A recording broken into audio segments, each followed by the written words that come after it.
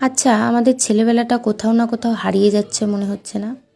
আমরা ঘরে বসে ফোন দেখব, ডিপ্রেশনে ভুগবো, তবুও আমরা কারোর সাথে গিয়ে গল্প করব না, ঘুরতে যাব না। আর এইসব মাখাতো খাওয়া দূরেই থাক। আমার সাথে আজকে যে বাচ্চা মেয়েটিকে দেখছো, এই বাচ্চা মেয়েটির আমাদের পাড়াই বাড়ি।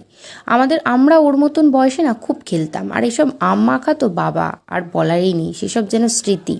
মানে এত আম মাখা খেতাম আমরা। কিন্তু ওরা খেলেই না, খেলাধুলা তো দূরে থাক, ওরা ঘরে বসে মোবাইল দেখে। তাই আমি বললাম আজকে চল আমাদের স্টাইলের আম মাখা করে তোদের খাওয়াবো। সেই কারণে আজ গাছ থেকে আম পাড়তে গিয়েছিলাম।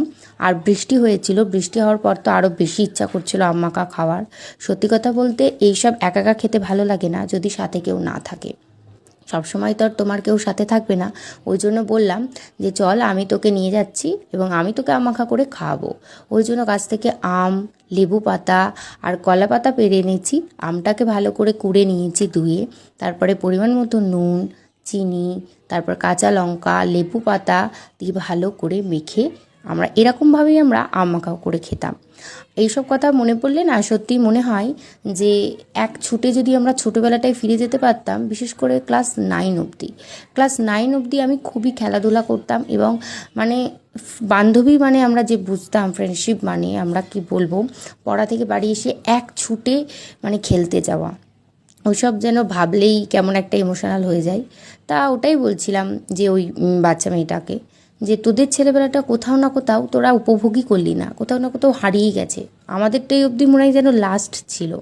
তা যদিও তা ভিডিওটা তোমাদের কোথাও একটু হলেও ভালো লেগে থাকে, বা তোমরা আমার কথা যদি তোমাদের কোথাও একটু হলেও ভালো লেগে থাকে, অবশ্যই তোমরা লাইক করো, সাবস্ক্রাইব করো যারা এখনও পর্যন্ত নতুন আমার ভিডিও দেখছো না।